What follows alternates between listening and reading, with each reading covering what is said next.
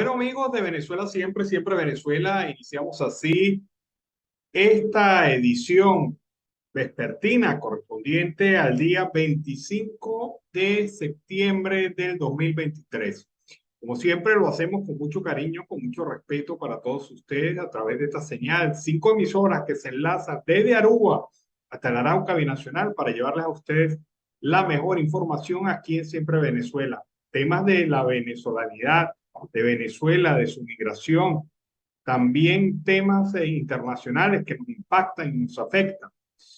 Pero esto no es un trabajo solitario, esto es un trabajo en equipo, donde está Vanessa Chacón en la producción, Camilo García en redes sociales y apoyo técnico, nuestro equipo de operadores, también nuestros colaboradores en Colombia, Venezuela y otras partes del mundo, todos bajo la coordinación de su servidor, Alan Peralta. Recuerde que también tenemos nuestras ediciones digitales que nos permiten en este momento estar en cualquier parte del mundo a través del Facebook Live y nuestras opciones en redes sociales que permiten que usted pueda ver este programa por porción, por segmento, por punto de interés, en donde usted quiera y a la hora que usted quiera, porque lo puede ver en diferido.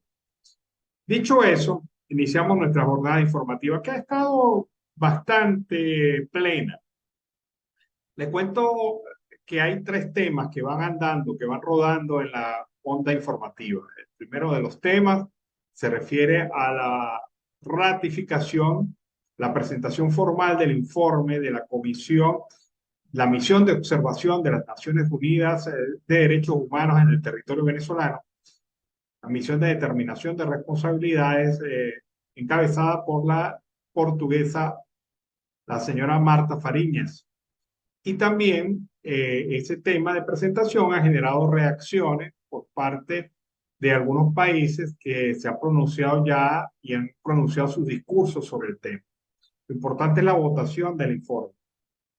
Que el informe se aprueba es una nueva condena para Venezuela en materia de derechos humanos y específicamente para el régimen de facto, que ya lleva 3 condenas por la misma instancia. Vamos a ver cómo van las cosas. Creo que se va a ratificar en esta oportunidad una nueva condena.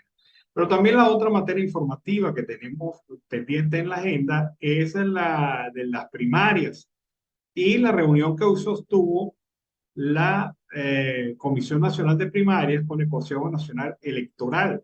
Esto en la idea de analizar, evaluar, visibilizar el apoyo técnico que estaría ofreciendo el CNE en este momento, 7 meses después de que se le solicitó al CNE, es que responde. Y bueno, por cortesía, la Comisión de Primaria fue hasta el sitio, se reunió con ellos y evaluó las condiciones. Pero el otro tema que va rodando también es el tema de Guyana, Venezuela y el Esequibo, que es la reacción ha sido fuerte por parte de varios sectores y países en el tema de esta defensa del Esequibo por parte de Guyana y una posición, un bloque internacional que se ha conformado en contra de Venezuela, del régimen de facto, ante el llamado a referéndum de este tema. Bueno, son las 3 líneas de informativa que van en este momento cruzando el panorama y son de las que vamos a estar conversando varias veces durante la tarde de hoy. Bueno, en primer lugar, la Unión Europea ha pedido a la Organización de Naciones Unidas, expresando su preocupación por el reporte de la misión de determinación de hechos en Venezuela, y ha pedido la Unión Europea a Maduro que investigue y sancione a los responsables de las violaciones de derechos humanos de los venezolanos. Durante la sesión del Consejo de Derechos Humanos de las Naciones Unidas hoy, la Unión Europea solicitó a Venezuela que adopte las recomendaciones hechas por organismos internacionales, especialmente las realizadas por la misión de su cuarto informe, la misión de observación en su cuarto informe. Seguimos preocupados por la actual crisis política, económica, social y humanitaria de Venezuela, donde las autoridades siguen llevando a cabo acciones que socavan la democracia y el Estado de Derecho, afirmó la Unión Europea. Agregó que unas elecciones presidenciales libres y justas son la clave para una solución pacífica y democrática del país. La Unión Europea ha subrayado la necesidad de poner fin a la impunidad, hacer rendir cuentas a los autores de violaciones y abusos a través de las investigaciones eficaces e imparciales y liberar a todos los presos políticos. Hacemos un llamado a las autoridades venezolanas para que cooperen e implementen todas las recomendaciones del Mecanismo de Derechos Humanos de las Naciones Unidas, ha puntualizado. Tanto Bélgica, Canadá, Chile, Austria, Ecuador, República Checa y Alemania también se pronunciaron tras las denuncias de Marta Baliñas, la presidenta de la misión, sobre la persecución, el hostigamiento, las amenazas y las detenciones arbitrarias que sufre la sociedad civil de Venezuela. Estamos muy preocupados por las violaciones de derechos humanos y con la restricción sistemática del espacio cívico. Denunciamos el acoso y la persecución de líderes sociales, periodistas, medios y defensores de los derechos humanos. También deploramos la criminalización de los líderes sindicales solo por pedir un salario justo, apuntó Canadá. República Checa aseguró que es imperativo que el Estado venezolano cese con su política de represión.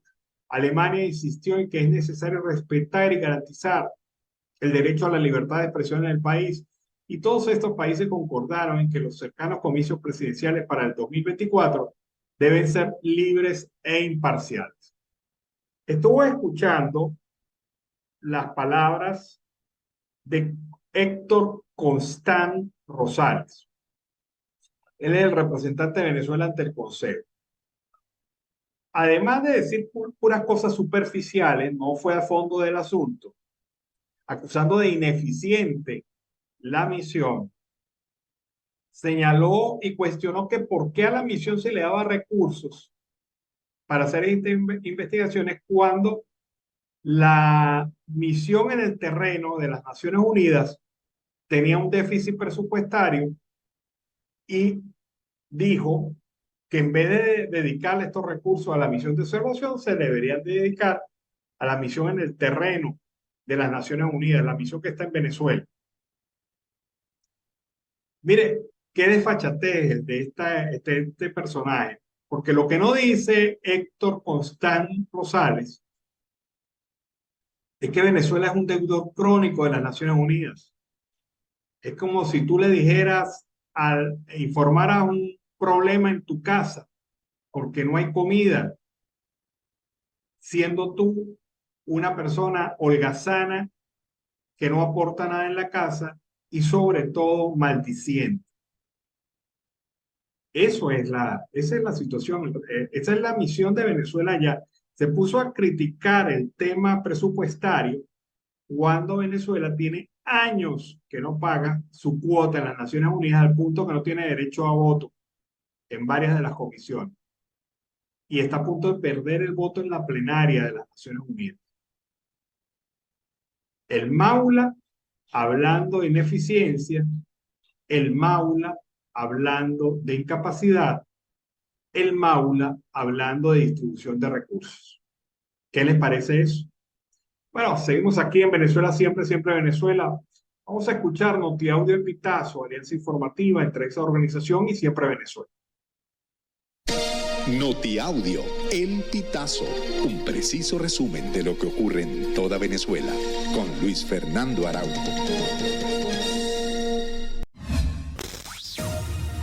Amigos, bienvenidos a una nueva emisión del NotiAudio El Pitazo. A continuación, las informaciones más destacadas.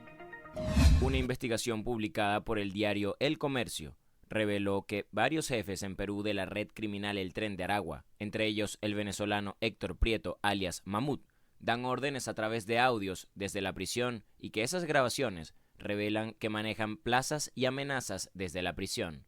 El diario remarcó que sus fuentes le confirmaron que esos audios serían grabados con la complicidad de malos funcionarios del Instituto Nacional Penitenciario. Héctor Prieto, quien en Venezuela estuvo preso en la cárcel de Tocorón, ingresó a Perú de manera ilegal desde Brasil en 2021 y en enero pasado fue detenido por agentes de la Policía Nacional junto a otras 11 personas en una vivienda del distrito limeño de San Martín de Porres.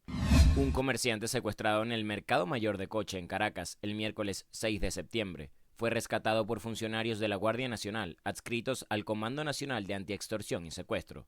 La víctima, identificada como José Agustinho Fernández, fue encontrada en un inmueble del sector Cajuarito de Charallave, ubicado en la carretera nacional que conduce a Santa Teresa del Tuy, estado Miranda. El comandante estratégico operacional de la Fuerza Armada, general en jefe Domingo Hernández Lara, dio a conocer la información este 24 de septiembre a través de su cuenta en redes sociales.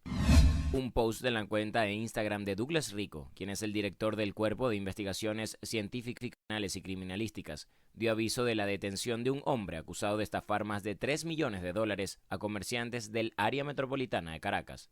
De acuerdo con la información, el detenido, de 49 años, tenía una orden de aprehensión por el juzgado 21º en funciones de control del área metropolitana de Caracas por el delito de estafa agravada. Fue puesto a la orden de la Fiscalía 38 del Ministerio Público. La Secretaría General de la Organización de los Estados Americanos emitió un comunicado en el que asegura que la consulta pública que quiere realizar la Asamblea Nacional Oficialista de Venezuela sobre la disputa territorial con Guyana es ilegal. Reiteraron que esta disputa territorial debe ser resuelta de conformidad con el derecho internacional y el Acuerdo de Ginebra para buscar soluciones pacíficas. Asimismo, la Secretaría General de la OEA aclaró que continúa apoyando el derecho soberano de la República Cooperativa de Guyana a ejercer su franquicia en su área marítima establecida.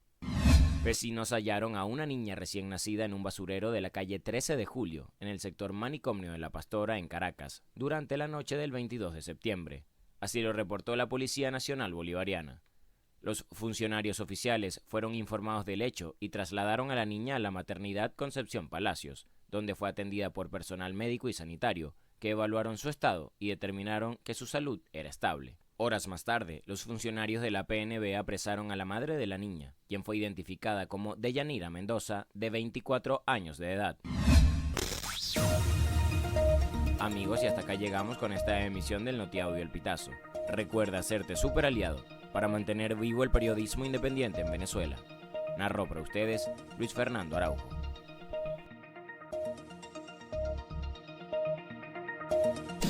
Estas informaciones puedes ampliarlas en nuestra página web, elpitazo.net. También recibimos tus denuncias vía SMS o WhatsApp a través del 0414-230-2934. Bueno, seguimos aquí en Venezuela siempre, siempre Venezuela. No se podía esperar menos debido al funcionamiento de esta transnacional del crimen que es el Tren de Aragua. Ya el gobierno de Colombia ha extremado las medidas de prevención y control para tratar de identificar si el niño guerrero, Héctor Guerrero, el jefe del Tren de Aragua, ha ingresado a territorio colombiano. Pero también lo ha hecho Perú, pero Perú ha ido más allá. Ha ofrecido una recompensa por información que permite la captura de Héctor Guerrero, alias el Niño Guerrero, el líder de la organización criminal internacional Tren de Aragua, si éste logra ingresar al país, informó el jefe de la Dirección Nacional de Investigación Criminal de la Policía Nacional, Óscar Arriola. Debemos señalarles que desde la semana pasada hay el rumor de que el Niño Guerrero estaría en Perú, y esto ha hecho reaccionar a la policía de ese país, que ha ofrecido estos recursos y recompensa a través del Ministerio del Interior. Hay una comisión de recompensa que funciona en el Viceministerio del Orden Interno. Arriola añadió que el sector interior coordina con las autoridades de Venezuela y también mantiene comunicaciones oficiales entre Colombia, Ecuador, Chile y Perú para capturar al líder del Tren de Aragua. Debemos indicar que estos son los países donde se ha manifestado con más fuerza la acción de la transnacional del crimen, que es el Tren de Aragua. Hay un ángulo rojo de una captura internacional y seguramente el ministro del Interior en breve, si es que ya no lo hizo temprano, estará indicando las medidas que de también ofrecer una recompensa adicional por la captura. El general ratificó que las autoridades peruanas han lanzado una alerta para mirar de cerca la frontera norte del país tras la confirmación de que Guerrero y varios líderes de la organización criminal no fueron encontrados tras la intervención de las autoridades de Venezuela en la cárcel de Tocorón. Primero decidimos mirar muy de cerca la frontera y al mismo tiempo para hacer un análisis y entonces desde la investigación y la inteligencia también mirar a aquellas personas que tenemos bajo investigación y que son los principales miembros de esta megabanda transnacional. Añadió que si la intención inicial es seguir y mirar qué actividades está realizando esta persona y si alguna de ellas guarda algunas características de tratar de recibir o obtener vehículos inmuebles o trasladarse a algún lugar estratégico. Así que los peruanos como los colombianos se están preparando por la posibilidad de que el señor Guerrero, Niño Guerrero, esté en su territorio. Seguimos aquí con más información en Venezuela, siempre, siempre Venezuela. El tema migratorio es otro de los temas que ha ido avanzando informativamente, quizás un poco oculto por esta situación general del país que ya les describíamos al principio del espacio, pero que sin duda alguna genera algunas circunstancias interesantes. El tema migratorio se incrementa con la llegada de venezolanos en la frontera sur y hay una nota vinculada a este tema que me parece importante. Han advertido que el ofrecimiento la semana pasada de la ampliación del estatus de protección temporal para los venezolanos pudiera impulsar a los contrabandistas de personas a alentar más la migración. Desde que el señor secretario de Seguridad Nacional de los Estados Unidos, Alejandro Mayorkas, presentó y anunció las nuevas vías legales de entrada al país para venezolanos y otros migrantes, nuestras fronteras no están abiertas y quienes crucen la frontera de forma ilegal y sin un motivo legal para quedarse serán procesados y expulsados rápidamente. Esto lo dijo Mayorkas. Sin embargo, muchos venezolanos emigrarán a Estados Unidos con o sin la opción de acogerse al TPS, una ley de 1990 que permite al secretario de Seguridad Nacional ofrecer permisos de trabajo renovables por periodo de hasta 18 meses a gente cuyos países de origen son considerados inseguros debido a desastres naturales o conflictos civiles. Los detractores del gobierno apuntan que la magnitud del anuncio de Mayorkas animará a los venezolanos a tratar de entrar a los Estados Unidos pensando que las advertencias sobre deportaciones rápidas se olvidarán y se realizará otra ampliación. Los contrabandistas de personas, la trata de personas se aprovechará de esto, señaló Chad Wolf, secretario interino de Seguridad Nacional durante la presidencia de Donald Trump, y cuyo gobierno trató de limitar y reducir notablemente el uso del TPS. Esto solo va a incentivar cada vez más porque le está dando un beneficio que quieren. Otro que no está de acuerdo también en la estación de autobuses de Ciudad de México, venezolanos se dirigían a los Estados Unidos. Entre ellos estaba Dani Romero, de 45 años, que mostró una foto de su familia para explicar sus motivos. El que tiene 18 años quiere estudiar medicina, pero ¿cómo hace su papá para pagar? Si no tiene plata, no le puede truncar ese sueño. Partió desde Valencia al norte de Venezuela el 2 de septiembre y ya se encuentra en la frontera sur de los Estados Unidos, aspirando a ingresar a un nuevo TPS, a pesar de que en este momento las condiciones no le permiten eso. Difícil la situación para el migrante. Hay un trabajo que ha preparado la Voz de los Estados Unidos de América sobre la migración. Se trata de Joana, una venezolana de 23 años de edad, quien se encuentra actualmente en Guatemala. Vamos a escuchar este reporte de la Voz de los Estados Unidos de América. Pues dormimos aquí cuando se van los carros. Tenemos la carpa y ahí nos arreglamos. ¿Han recibido apoyo de la gente de Guatemala o cuál ha sido el trato que les han brindado? No, bien, de verdad. No nos tratan mal ni nada de eso. Una vez llegase a la frontera México-estadounidense, ¿cuáles son los planes que usted tiene? Bueno, yo quiero trabajar y ayudar allá a mi mamá. Ya dejé mi bebé de 4 años con mi mamá porque no la quería pasar por todo eso, la selva, todo eso, me daba como miedo. Nada más pasó fue el bebé, nada más. Y trabajar y ayudar, porque allá está muy fuerte. ¿Tiene fe de que va a llegar? Sí. Ya vamos bien porque hemos pasado cosas, no horribles, pero aquí estamos. ¿Cómo qué ¿Qué tipo de cosas han sido las más fuertes que han vivido? Bueno, no, en el camino, lo que pasamos allá en la selva, eso es de terror. Todos los ríos, las piedras, la subida, todo eso es, se revientan los pies, uno llega sin fuerza. Bueno, yo estaba que lloraba ya, porque era horrible, yo no aguantaba de verdad, ya no podía más.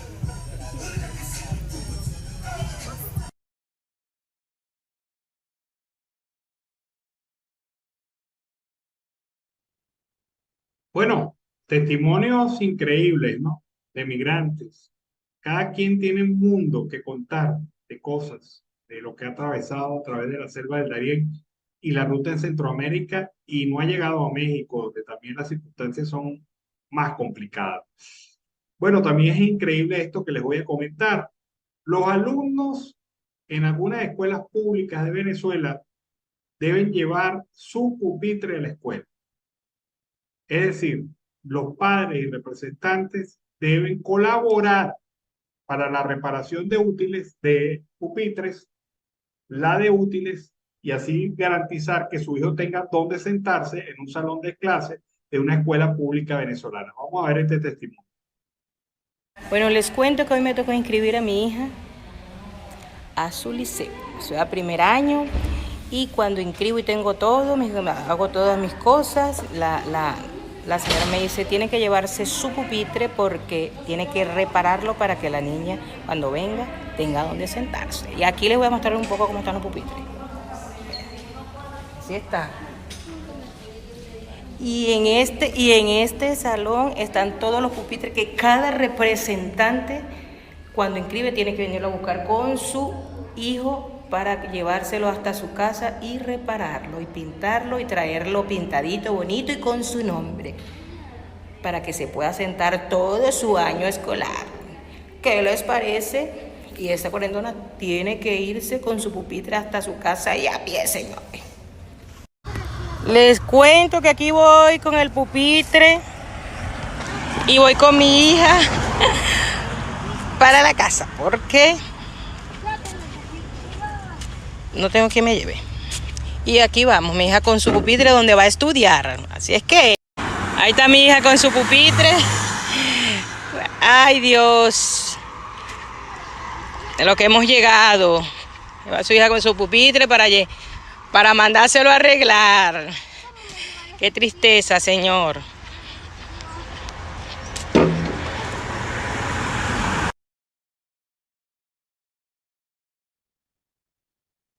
Esto lo deja a uno con la boca abierta, sin palabras.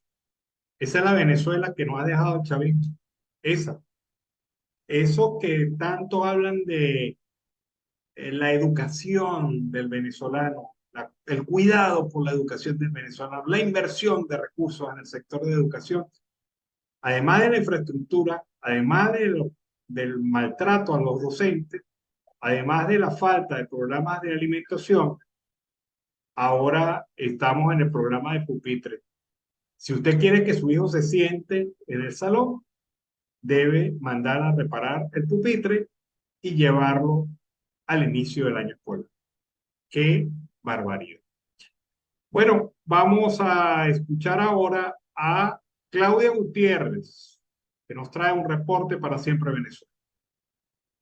Saludos y buenas tardes a Las Peralta, Carlos Miura, Uzcate y a la audiencia en Colombia, Venezuela, Aruba, Curazao, Bonaire, Chile, Estados Unidos. Les informa la periodista Claudia Gutiérrez, CNP 10804, desde el estado Anzoátegui, oriente del país, Nueva Esparta, Margarita, La Perla del Oriente del Tamacuro. A continuación, con la información desde el estado Anzoátegui. Secas. Así han estado las tuberías por más de 20 días en el sector Cruz Belén, en el municipio Bruzual del estado Anzoátegui. Vecinos afirman que la falta de agua se ha hecho una constante en la comunidad y ninguna autoridad ha solucionado el problema. Además, señala que desde hace varios meses no cuentan con alumbrado público. Residentes del lugar apuntaron que también es necesario que sean asfaltadas las calles de la zona. Nunca le han hecho un cariño panameño, acotó el señor Ramón Hurtado. Más información desde el estado de Nueva Esparta. Ante el aumento del transporte en las rutas urbanas, según la Gaceta número 42.713 de la fecha del 13 de septiembre, que se ha puesto en validez en algunas líneas desde hace 2 o 4 días, insulares consideran desproporcionada y un abuso en vista de que aún no se ha dado un aumento del salario de trabajadores. La usuaria Rafaela Jiménez indicó que este aumento le parece un abuso porque no se ajusta a su sueldo debido a que el pasaje gasta más de lo que gana. Jiménez dijo que gana $78 y el pasaje gasta $30. También refirió Jiménez que trabaja en un centro comercial del municipio Maneiro, que a pesar que pasar de un municipio a otro ya va valorando como 13 bolívares, porque según ya pasa a ser una suburbana. La afectada resaltó que la línea de Pampatar está cobrando este ajuste desde hace 4 días atrás. A continuación, con la información desde el estado del Tamacuro, funcionarios adscritos a la Policía Municipal de Tucupita lograron la detención de un ciudadano por violencia de género la noche de este domingo en el casco central de la Plaza Bolívar de Tucupita. La información fue suministrada por la directora Milagro Sequea del cuerpo policial, quien señaló que la víctima fue objeto de lesiones y agresiones físicas, así como acoso psicológico, por lo que los efectivos de la Policía Municipal de Tucupita practicaron su aprehensión. El acusado de 23 años fue colocado a la orden en la Fiscalía Segunda del Ministerio Público para determinar su responsabilidad ante el hecho. Y hasta aquí con las informaciones. Les informó Claudia Gutiérrez, CNP 10804. Bueno, seguimos aquí en Venezuela siempre, siempre Venezuela. Andrés Velázquez lo ha dicho claramente. Las elecciones en las que se escogerá el abanderado unitario opositor siguen su curso sin el Consejo Nacional Electoral. Afirma que lo que existe ahí es una jugada de laboratorio preparada por el presidente de facto y sus aliados con el CNE, que tiene como objetivo torpedear la primaria, y esto está al descubierto. Nada puede alterar, ha dicho Andrés Velázquez, reglamentos y cronogramas acordados. Ha dicho también el dirigente que esta decisión del ente comicial del CNE, que preside Elvis Amoroso, de prestar apoyo logístico a las elecciones primarias convocadas para el 22 de octubre, se hace para frenar la forma autogestionada como se ha venido realizando hasta este momento la primaria. El 22 de octubre, ha dicho Andrés Velázquez, llueva, truene o relampaguee, nuestra primera acción va a ser votar en las primarias. Ni Maduro ni Amoroso pararán la primaria, señaló Velázquez.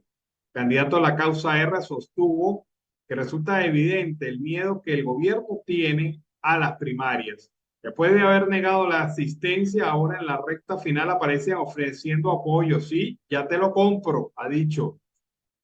El CNE y la Comisión Nacional de Primarias, que preside Jesús María Casala, acordaron instalar una comisión mixta para discutir desde mañana los aspectos técnicos del proceso opositor.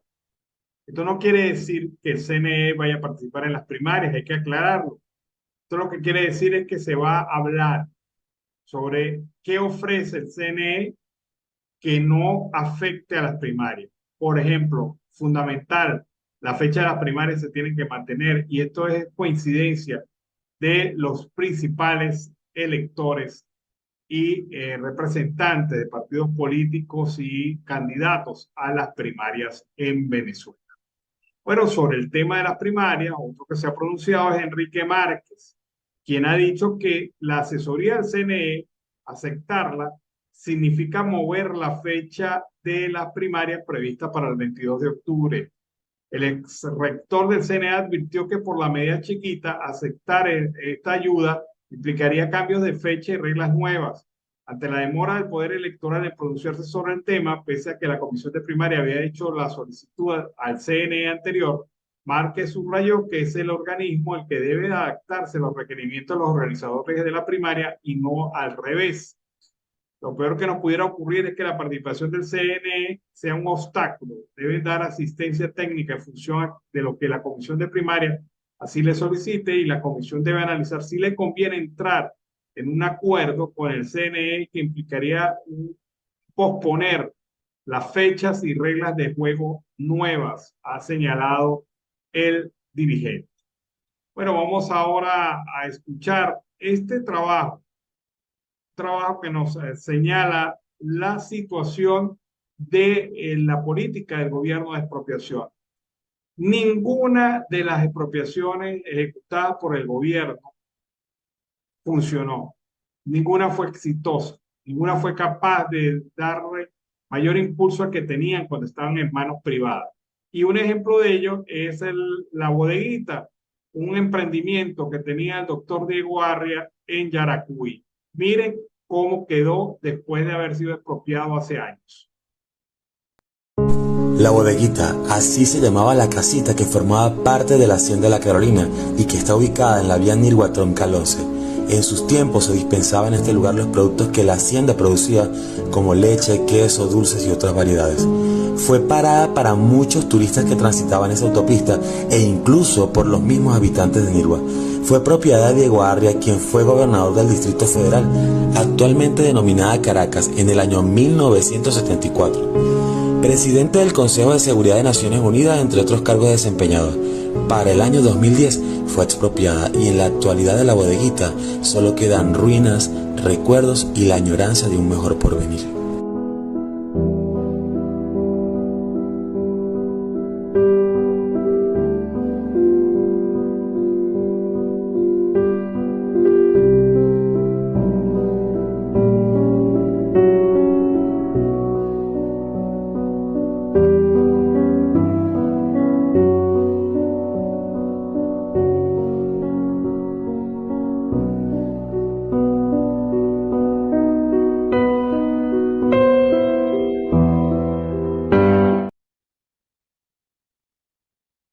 Bueno, una muestra de la expropiación, de la política de expropiación en Venezuela. Ninguna, díganme ustedes si existe alguna, pero ninguna que yo conozca de las expropiaciones realizadas en Venezuela sirvió para mejorar las condiciones del ente expropiado desde el sector privado. O sea, ninguna mejoró, ninguna fue mejor que la del manejo que hacían las entidades privadas o las personas particulares de las mismas. Todas fracasaron, todas terminaron en destrucción, en colapso, en pérdida total, en saqueo, en robo, porque eso fue un robo. La política de expropiaciones en Venezuela, nada funcionó. Las expropiaciones, la política de expropiación de Venezuela, las grandes empresas nos tienen sometidos en deudas incontables por juicios hechos a la nación en el exterior. Y esa misma política de expropiación aplicada no a las grandes empresas, sino a los medianos y pequeños productores, causó la destrucción y la ruina del sector agrícola venezolano, que no ha podido recuperarse de esa malograda situación, además de la innumerable cantidad de muertes, lesiones y persecuciones que esto ha generado en todo el país. Bueno, hay una noticia ahí referida importante al tema de Fundarredes, que pone que factores de vulnerabilidad mantienen a los residentes venezolanos en la zona fronteriza en constante persecución desde hace años sin atención efectiva por parte del Estado venezolano, y las autoridades se suman a los operativos militares de gran intensidad ordenados desde el 2021, y esto, en vez de generar tranquilidad, genera miedo y terror en las zonas de frontera. Veamos.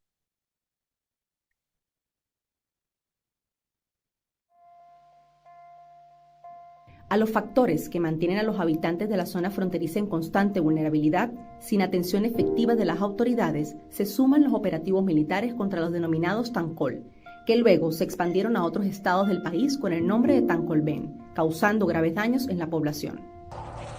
2, 1, fuego a la carga.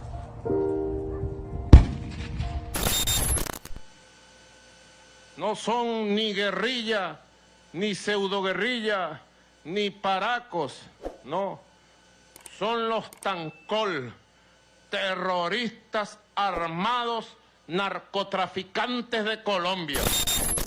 La responsabilidad del Estado venezolano en las violaciones de derechos humanos aumenta con estos operativos militares, que han causado muertes, detenciones arbitrarias, daños a la propiedad, devastación de poblaciones indígenas y rurales, robos, entre otros abusos, en por lo menos 9 estados.